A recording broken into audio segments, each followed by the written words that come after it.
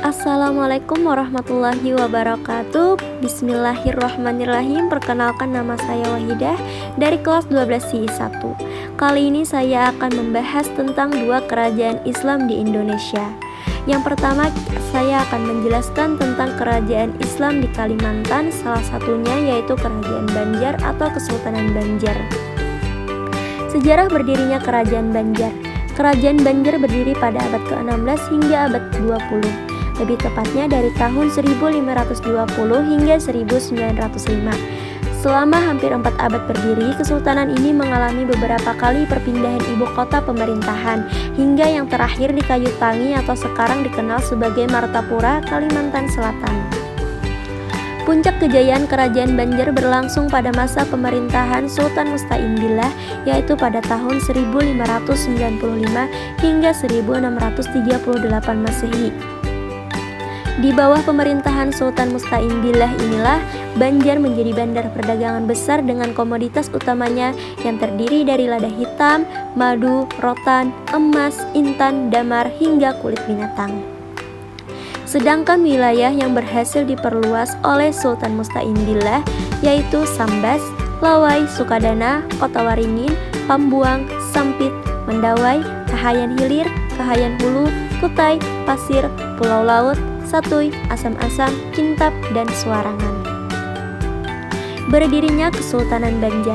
Kesultanan Banjar dapat dikatakan sebagai penerus kerajaan bercorak Hindu di Kalimantan, yaitu Negara Daha, Kuripan atau Amuntai, Gagalang, Pudak Setegal, dan Pandan Arum. Sejarah Kerajaan Banjar pun tidak lepas dari Negara Daha, kerajaan Hindu yang pernah berkuasa pada saat itu.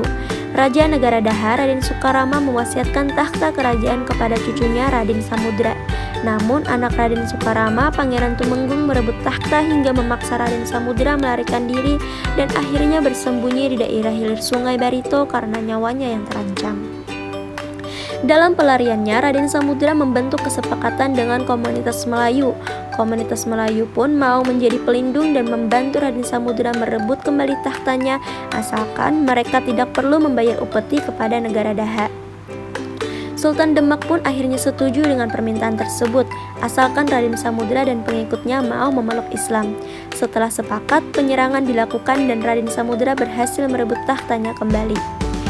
Sehingga pada tahun 1526 Raden Samudra memindahkan rakyat Negara Daha ke Kuin, Banjarmasin sebagai pusat pemerintahan dan mengokohkan dirinya sebagai penguasa Kesultanan Banjar dengan gelar Sultan Suryansah.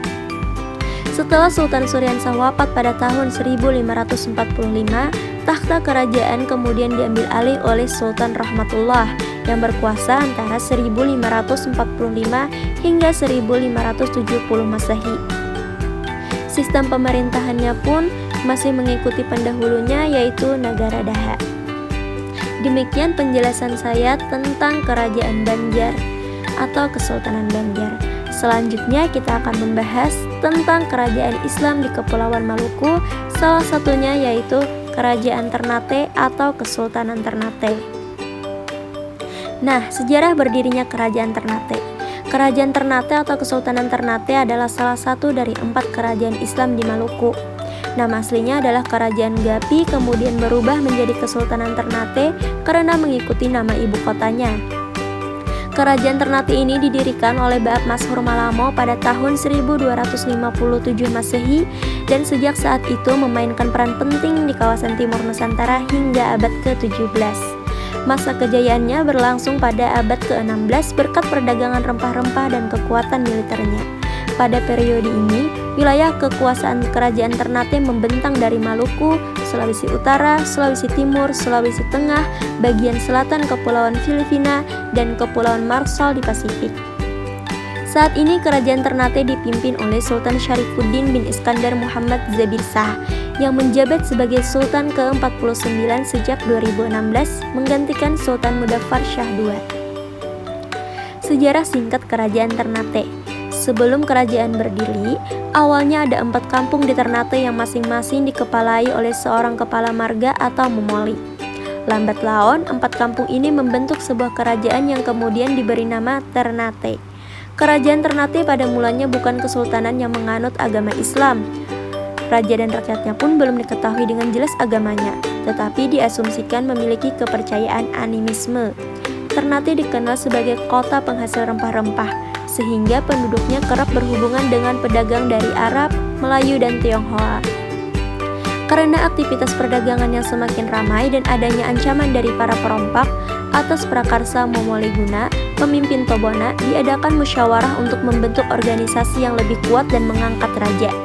Pada tahun 1257, pemimpin klan Sampalo yang bernama Momoleciko terpilih menjadi Raja Gapi pertama dengan gelar Baap Mashor Malamo pada tahun 1257 hingga 1272 Masehi.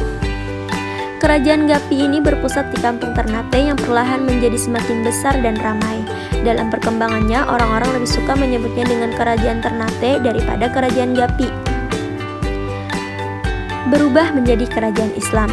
Keluarga Kerajaan Ternate baru secara resmi memeluk Islam pada pertengahan abad ke-15, lebih tepatnya pada masa pemerintahan marhum, yaitu pada tahun 1465 hingga 1486 Masehi.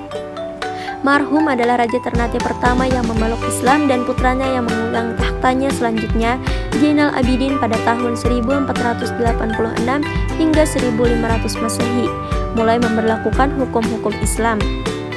Setelah bertransformasi menjadi Kesultanan Islam, gelar raja kemudian diganti dengan Sultan. Puncak keemasan Ternate terjadi menjelang akhir abad ke-16 ketika di bawah kekuasaan Sultan Ba'abullah pada tahun 1570 hingga 1583 Masehi. Kota Ternate bahkan pernah mendapat julukan Al-Mulukiyah karena selain menjadi pusat peradaban Islam, juga mendapat pusat pemerintahan dan perdagangan. Sekian penjelasan dari saya mengenai beberapa kerajaan Islam di Indonesia. Semoga bermanfaat. Wassalamualaikum warahmatullahi wabarakatuh.